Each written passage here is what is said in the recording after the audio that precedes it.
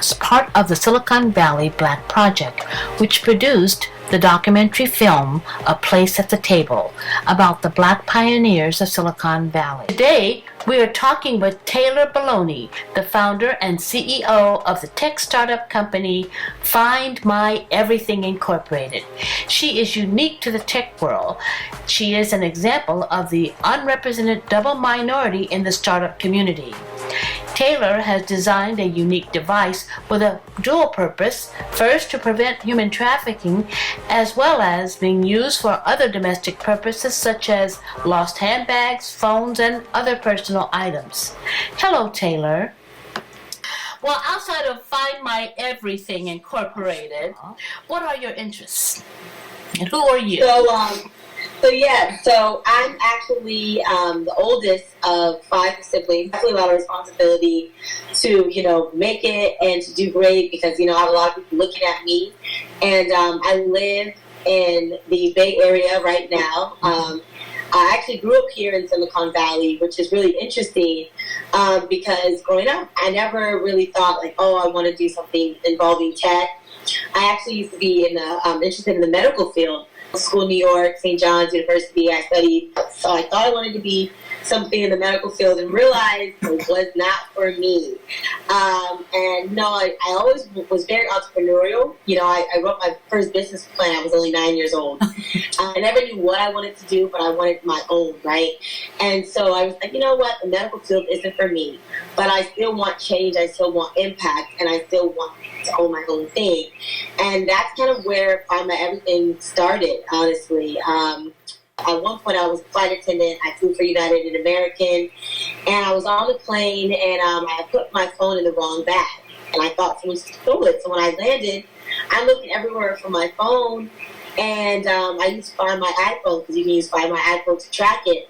And no one answers, and there's a sound that emits that if you press this button, my mom's calling it, no one's answering. I'm like, oh, maybe Tweets took it. So hours later, at this point, I was still in the East Coast. So I was flying for New York, LaGuardia, but I was in D.C. We're somewhere in the D.C. area. And the lady had driven all the way to Rhode Island. So, on the East Coast, you can go from state to state in a matter of hours. So she had gotten to a whole other state by this time.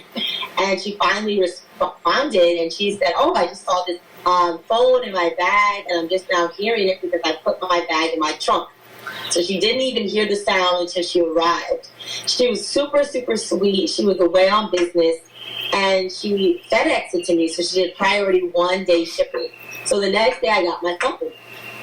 And I said, wow, if it wasn't for this technology, I would have never got my phone back. I wouldn't have been able to trace it, to track it, to find it. I would have just been out of a phone. And I thought, people don't just lose phones. They lose their luggage, they lose their handbags, they lose their wallets, they lose all kinds of things. So wouldn't it be nice to be able to track anything and everything that gets lost? It's Find My Everything.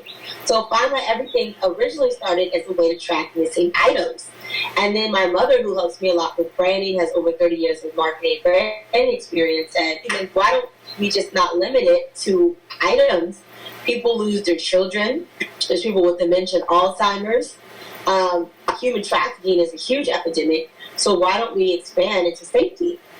And I thought, I'm like, wow, that's a great idea. And so that's when I really, started going towards the movement of human trafficking and children and just people being abducted, because it's one thing to lose a handbag or a backpack or luggage, that's replaceable. Your child is not replaceable. Your loved one is not replaceable. And so that's really where my passion started to come in. And that's how Find My Everything came about. Well, why do I need your device to find my phone? I'm like, if you're abducted, the first thing someone's going to think is, let me take your phone. They're not going to say, let me take off your watch, Right. And so with this, because you can wear it, it just looks like a piece of jewelry. So it syncs to a phone, and with that, using GPS technology, you can track your location on where you are. There's also an SOS button. So with that SOS button, you press that button, and literally a signal is sent out, and the phone will ring. Whatever phone is programmed will ring, and you can now answer. You can also even listen in to where that person is, their location. And let's say they don't answer for whatever reason, it goes to the next number. Up to 3 numbers can be dialed, right? So within those 3 numbers, someone's going to answer: mom, dad, grandparent, uncle, aunt, somebody, right? Mm-hmm. So now you feel safe with that device. The person, your parent or guardian feels stable and you have the device, and hopefully you never even have to use it. Meaning, hopefully, you don't ever have to press that SOS button. That's what we really hope for, right? But if God forbid you have to use that button, it's there and you feel a sense of security. How did you develop this? Is it a piece of equipment that you attached to? Yes. So it is a piece of equipment. Okay. And so you attach it to your Apple Watch, or can you put it on an earring, or? Yeah, so they're different devices. So there's one that looks like a keychain that's in the shape of a footprint, and there's this other one too, which we were testing it out for the size of a keychain, right? It's a physical device. You would attach it to whatever you don't want to lose, like a purse or a backpack or a briefcase, right? And you send it to an app. And so what go look on that app, and there's a map, right? So it shows the exact location of that device, right? So if you were to sync it to a purse or backpack, and it uses real-time tracking, meaning if someone leaves or moves with that device in real time, you can see where they're going. So one of the biggest differentiators with my product, and I know like Tile and Tracker, they use Bluetooth technology, so it's a limited range, like 100 foot. But because I use 2G cellular service, anywhere that a person goes, you can find, right? Anywhere that there's signal towers, right? So, which is awesome because you're not limited in range. So that's how that would work, like if you lost a purse or backpack. And we also have like watches and necklaces and bracelets. Like one literally looks like an Apple Watch.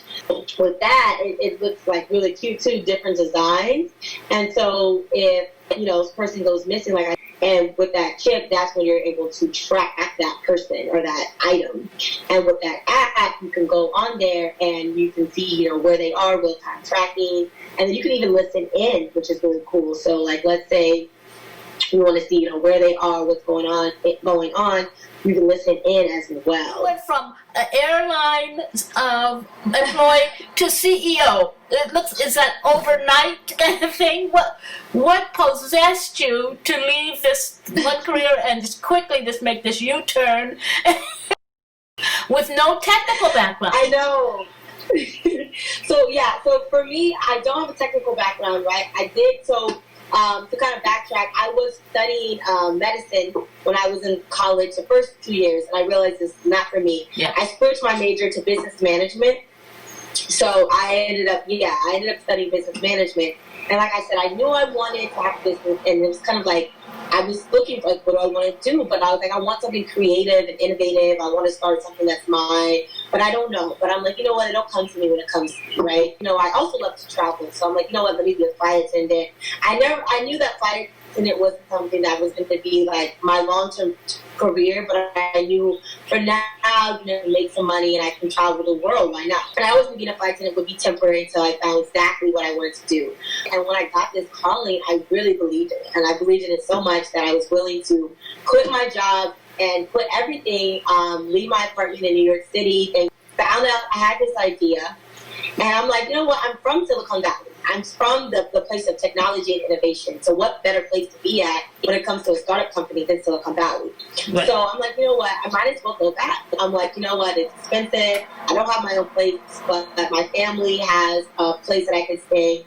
So I called my mom and I told her about my idea. I said, how much do you believe in my idea? I said, are you willing to let me come back home for a year or so to get on my feet and to do this? Mm-hmm. And my mom was very, very supportive, and she said yeah. And she said, so when you coming? I said, my flight's tomorrow. And she was like, okay. I can just hear things tomorrow. She said, well, good thing I said yes. That's it, right? Yeah. And so that's literally how fast it happened. It happened where, and I'm that type of person where I jump on something, right? They say entrepreneurship is jumping out of a plane and building a parachute on the way down, right? Yeah. And so for me, I've always seen that happen in my life. So that was nothing new to me, I skydive, I bungee jump. This is something I do, So I'm very adventurous. I take risks just in life. And I'm like, I'm young, I'm single, I have no kids, I'm not married. I wasn't even dating anyone. So I'm like, what do I have to lose, I was like 22 at the time. 23, and I said, you know what? I might as well do it now. Not now, then, you know? Right. And that's how it happened. I came out here. I said, you know what? I don't have capital. I need an investor. And so I said, I'm going to get an investor. So I started researching, how to get an investor, going on YouTube, watching videos. I started going to meetups. So I went to meetup.com. They had meetups specific for startup entrepreneurs, tech startup entrepreneurs. So I started going to people. I started meeting people and meeting different engineers. Mind you, I'm not an engineer. I had no technical experience. So I'm like, okay, how does this product work? So then engineers started giving me advice. I'm like, all right. So then I started researching IoT. It's called IoT, Internet of Things device, where it works with the device, with the software. Started researching, okay, how does this work? How would this product work? I started researching my competitors and how I could have a competitive advantage. I'm a big researcher, so I'm a research. And like, if you want something bad enough, we'll make it happen, right? Right. And so I just started going to networking events, and I'm a really good networker because I was in this college preparatory program called the Young Scholars Program by Jacqueline Rushing, who passed away, unfortunately. But she taught us never miss an opportunity to be fabulous. And even in high school, she taught us about business cards and networking. And, your network is your net worth, right? So for me, I'm like, look, I don't have all the answers, but I'm in Silicon Valley. I'm sure they're out here somewhere. I'm going to make a way. So I don't have the capital. I know they have angel investors, right? So I knew I didn't need a VC at the time. I wanted an angel investor. So I researched, okay, what's the difference between a VC and an angel investor? How do you get an angel investor? What do you need, right? Oh, business plan, an executive summary. So, okay, now I'm over here online and getting a business plan template, right? Forbes.com, they had a great business plan template. So now I'm writing a business plan template. Okay, now I'm writing an executive summary plan. Now, okay, what is a pitch deck? Okay, now I'm learning how to write a pitch deck. So I'm over here just getting everything ready, right? People probably thought I was crazy, but I was like, you know what? I'm going to get an investor. And I remember I went to this networking event, and it was this Asian man, and he said, what's going on? I told him about my idea, and he said, so how do you plan on funding it? I said, I'm going to get an investor. And he said, how? You're not going to get an investor? And then he said, you don't have anything. I said, okay. So that fuels me to work harder, right? So for me, when someone tells me I can't do something, that's all I need to prove them wrong. So I'm like, okay, we'll see. So like I said, during this time, I was getting my ducks in a row. I didn't have just an idea. That's what he thought. I had everything researched, planned out. I found my manufacturing company. I researched them. I talked to a sales representative. I got the pricing of the product, inventory, shipping costs, molding, development costs. Manufacturing, how to prototype. They do prototyping. I figured out all the pricing. I also figured out, okay, what is the cost per product, right? What would the pricing of, the products be when I sell them, right? What will my profit be, revenue and all of these things. And I started really I got everything together. So one day I went to a meetup and it said angel investors will be present.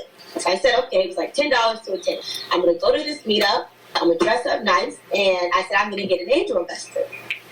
And so there were two angel investors there. And the way it worked this particular meetup, everybody stands up. They introduce themselves. They talk about their company, the name of their company and what their idea is, whatever, right? So I stood up. So everybody stands up. And this one older gentleman walked in the room, an older Caucasian gentleman. And I knew he was an investor because everybody else had a name tag on that said their name and their company and their idea. And he didn't have that. I'm like, he's an investor. I knew that. And he's an investor. It was him and then the two investors that were present. Afterwards, the way it works, everybody presents themselves. And then there's pizza and there's like wine and beer and different hors d'oeuvres. And then you go, you mix and mingle. You can either talk to investors or you can mingle with other people in your network. So maybe you can meet other engineers or marketing people and then you eat whatever, right? Yeah. So I thought that people would like bum rush him. I thought people would all be trying to talk to him because he's an investor. So I'm like, everybody's going to be talking to him, right? No. Right? I don't know if they were nervous. I don't know what happened. I introduced myself and I said, hi, my name is Taylor Baloney. I'm the founder and the CEO of a tech startup company called Find My Everything. I would love to share with you more. I would love to schedule a meeting or maybe email you and talk to you about my idea. I know you're an angel investor and I'm looking for funding. I handed him my business card. He told me he ran out of cards, so he wrote his name and email and contact on a piece of paper. I said, okay. He said, please just email me your executive summary. That's all I need. I said, okay. I went up to the Chinese lady and did the same. So the Chinese lady actually seemed really intrigued and interested. And we talked for a minute, a long, long time. So in my mind, I'm like, oh, this guy doesn't seem that interested. And she seems very engaging. So I'm like, I'm going to send them to both, right? They say, don't put all your eggs in one basket. So I'm going to send them to both. But in my heart, I'm like, I think this Chinese lady is going to be the one. She's going to invest in me, right? And so I go home. I had an executive summary, but I said, I'm going to perfect it. I'm not going to just send it. So I perfected it. I spent 2 days perfecting it. So I sent off my executive summary and a really nice email. I emailed it to both the guy and the woman. I heard back from the woman a couple days later, but she wasn't interested. I'm like, oh man, I really thought she was going to be the one. But I was like, well, we'll see what happens with the guy. I didn't hear anything from the guy for 2 weeks. He didn't say, thanks, nice meeting you, I'll get back to you. Not a peep. That Monday, I got something saying, hello, Taylor, I'm really interested in learning more about your idea and your product. Can we meet up?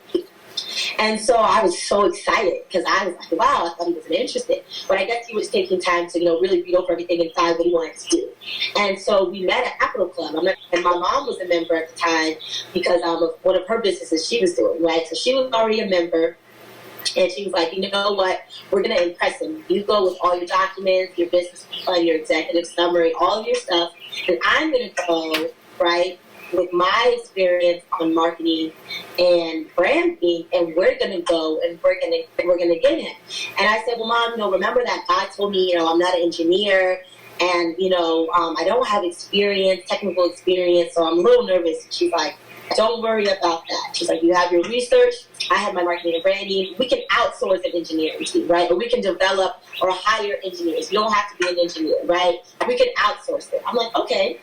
We had a private room where we scheduled to meet with him. And we spoke, right? I told him everything. I told him how it started, my story. I told him why I did what I did. I told him how I moved to Silicon Valley. I told him, I showed him my business plan. I showed him my executive summary, my pitch deck, everything. I had everything prepared. So we discussed some numbers, and he's like, you know what? I have some reservations. I'm not going to lie because you aren't an engineer. So he said, how much do you need? I told him how much I needed. He said, okay, what we're going to do is, he said, we're going to meet up again. He said, come get a contract, right? And I'll have my attorneys look over the contract. He said, we're going to meet up, same place, and I'm going to write you 2 checks. I'm going to give you half the money now, and in about a month, when you show progress, I'll give you the other half. So I went on rocketlawyer.com. And Rocket Lawyer does contracts, and they do legal advice, and they do like a free month trial. So I rocketlawyer.com. Got a contract, had some attorney, and I also have some parents and my family members who are attorneys. Had my attorneys look over the contract, showed it to him. His attorneys agreed. We met up in person, both signed it, and he wrote me a check. And that's my investor story. Fantastic. Yes, but the important thing, Taylor, look at how you prepared yourself. You didn't walk in just face, and you did all of the things that were necessary. And all this work, and I'm sure most people would say, well, why do all this work? You don't even know what's going to happen, and you may not even make it, but you didn't let that stop you. You prepared yourself, so when the opportunity came, you had it all right there. The package was ready to hand off. Fantastic, girl. You have proven a point I may have made with so many young women and men. Something you love, something you want to create. Don't stop creating. Don't stop doing. Keep learning and learning, because that opportunity is going to come. And when it comes, you're ready because you've done all the homework. Congratulations, young woman. You are just amazing. I'm proud to know you. Listen, I'm hearing that your mother was quite an entrepreneur herself. So was she the impetus for this entrepreneurial spirit that you have? Yeah, so my mother, my grandfather, my great-grandfather is literally, we have a street named after us. My mom's from Louisiana, a small town called Garyville. And if you go to Garyville, Louisiana, there's a street named Baloney. My grandfather was a politician, and he was the first African-American in this town to make it so far, and one of the political things that he ran for. My great grandmother also owned a diner, and then they owned restaurants. They have invested in real estate. They had their own ambulance truck. They had their own funeral home. So for me, I grew up with that, right? And like you said, African Americans, especially back in the day, we had our own everything. We had our own banks, we had our own stores, we had our own restaurants, we had our own everything, our own institutions. And I hope we get back to that. We do it to an extent, but I hope we get back to where we're owning our own everything. Because I was watching Roland Martin Unleashed. I don't know if you watched it. And, he was working for a major network.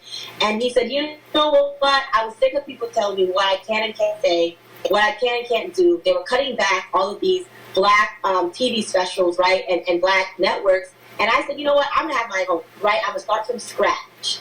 And, maybe my numbers haven't reached what these major numbers are reaching, but I know they'll reach it, right? And at the end of the day, I have control of what I want to say. And he said more black people, right, need to do that. They need to have their own networks, their own podcasts, their own channels, their own radio shows, right, their own TV specials, so that we control the narrative. We control who's being interviewed and what's being said. We don't have somebody say, you can't say that, we're going to filter that out. Mm-hmm. And I think that's just the key, even in terms of jobs, I was able to employ some young 15, 16, 17-year-olds through the Milpitas Youth District, right? So they had, I actually had my certificate.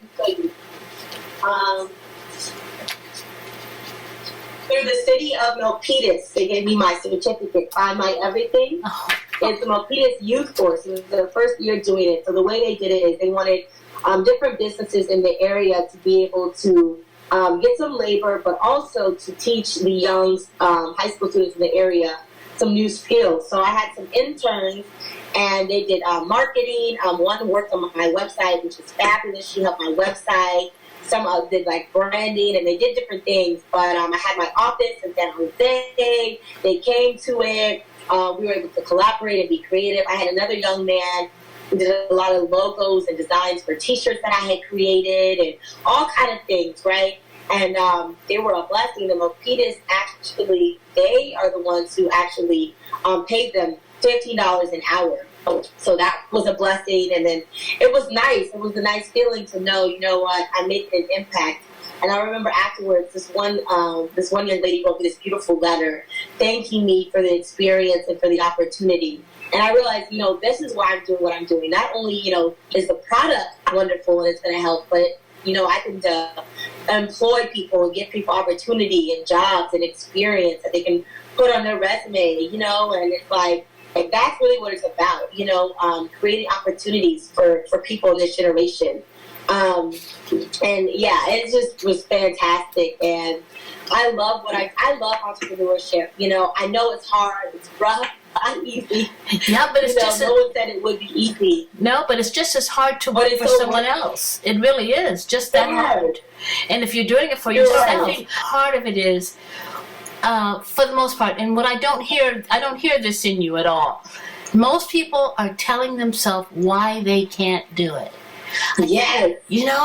They're so busy telling you why they can't do it that they don't figure out, they are not looking at why it can be done. Yes. And that's what I heard from you. I want to do this thing, so what do I need to do to get it done? And I'm sure look at people the said, solution, not the problem. Absolutely. I want to solve this. So you're an engineer, whether you know it or not. You are an engineer. That's what my mom tells me, because I'm very anal and technical. Mm-hmm. So even when we work together, she's more like the marketing and the branding, looking at the books and looking at money. I'm more of a numbers person. So she told me, she's like, you might not be an engineer by what you study, but you're an engineer. You started last week. That's right, honey. You don't have it on your forehead, but you got it in your head. Did you have any knowledge or interaction with any Silicon Valley industry greats when you were coming up, or other than your mother? Because she sounds like she is amazing. What did you gain by that relationship? I did meet Deborah Watkins from the Green Scholar Program, and I actually spoke at another one of her programs that she has, and I was able to speak, and I love hearing her speak as well. And just hearing her story of, why she does what she does. It's about impact. It's all about impact. It's about the community, and especially with our young African Americans and our minorities, and being able to give back. As they say, to whom much is given, much is expected. So I love the fact that she gives back to her community, and she starts all kind of nonprofit organizations where she's really able to inspire them, because these children growing up, it's really important for them to get all the knowledge that they can, because they really are our future. Mm-hmm. And so I really learned from that. That's one of the things that really inspired me, even when things get hard, to continue going with my startup company, because you never know who you're inspiring or who you're motivating, who may see you. Because I spoke at IBM for Black History Month. I spoke at, NSBE and NSBE event, Green Scholars Program event. I spoke at so many events. And afterwards, people come up to me and they say, you know what, I had this idea and I never acted upon it, and you inspired me to finally get that business started, or finally do something about that idea. I didn't think that I could do it, or I didn't know what to do, but hearing your story inspired me to start it. And so what I realized is you never know who you're inspiring or motivating by doing what you're doing, right? And they say be the change you want to see in the world. If you want to see change, you have to start, with that change, and you can inspire so many people. And sometimes it starts with one person, and people think, wow, one person, I can't make a difference. Yes, you can. Mm-hmm. You can make a big difference. And when people see you have the courage to do something different, they're going to speak up, right? So that one person turns into 2, into 3, into hundreds and thousands, and it's a domino effect. So Deborah Watson definitely inspired me, because I can see her passion with STEM and with technology and with mentoring these young kids to, a lot of minorities actually don't study the field of STEM. They don't get jobs in engineering and math and science and technology. It's not really a popular field among African Americans. And so that's another thing that really inspires me. Even though I didn't study engineering, I grew up in Silicon Valley. I had my tech startup. So, I realized that innovation and technology is such a big thing. If it wasn't for innovation, like you said, we wouldn't even have the computer, right. With Uber, we would have a normal taxi, Think about how Uber really changed the game, the way things are, and just all kind of things, Google and Facebook, Tesla. And if it wasn't for all of these technology and all of this innovation, our lives would not be what they are. So I like to inspire people, if you have an idea, it's not just, you don't just keep it up there. Do something about it. Start a company, create a product. Maybe it may seem overwhelming, but just take it one step at a time, because you never know with that change, what you create, how that can change the world, and how it can inspire other people to continue to change the world, and how it can inspire other people to continue to change the world. Right. Well, speaking of change, the future looks pretty bright for you, young lady. Just your attitude alone. But after this product, are you looking at developing other products or add-ons to this product? What's out there for Taylor Baloney to do next? Yeah, so I love, find my everything, and I always am thinking of new things. I'm sure I'm only going to think of another app or a device after this. Eventually, big term, long term, I would love to be an investor, a VC, like you said, where I can help minorities get funding for their businesses. That's a huge dream of mine. Speaking, I do speaking engagements. Before COVID happened in the quarantine, I had this huge speaking tour where I was going to go around speaking, and that was put on pause. But as soon as the world opens back up, I'm going to do my speaking again. I love speaking engagements and motivating people, so speaking is one big thing. I definitely want to eventually have my own VC firm, and even like my own, they have like the different startups, incubators and accelerators. I would love to have my own accelerators for minorities. And it's not that I want to exclude people, but it's like, they're not doing it for us, so somebody has to do it for us, And there are a lot of Black people involved in their own startup companies. And I was a part of a program called Founder Gym, which helps minorities learn what to do to get a VC. And I would love to have my own accelerator, something like that, my own VC firm. I don't want to stop with just having my company, but I want to help other people to fund their ideas. So that's really like my long-term goal, the next 5 years or so.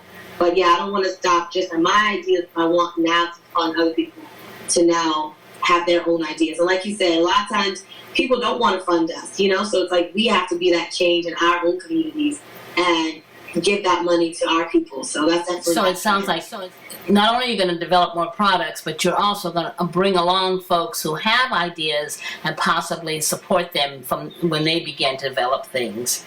And Yes. you will also be a spokesman to the community, and not necessarily a spokesman, but a teacher. Really, you're going to be teaching people to think in an entrepreneurial style. One other question.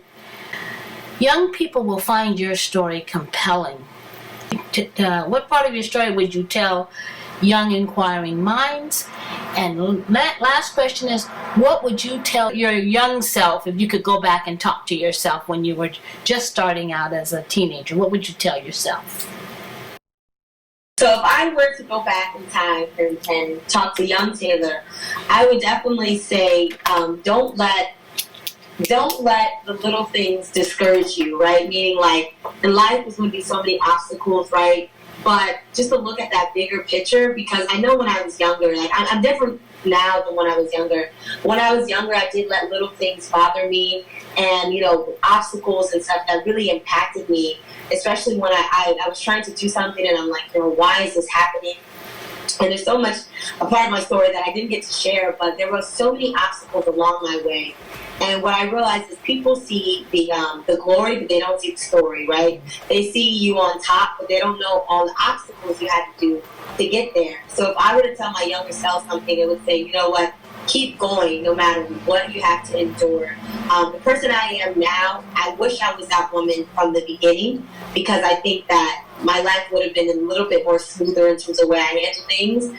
But, you know, it's all about growth, right? I'm 26 now, so I'm more mature. I've learned a lot in my life. You know, people are always like, I thought you were older, you know, because of everything you've done. I'm like, no, I'm still 26, but I've learned a lot, right? This 26 years, I've gone through a lot in life.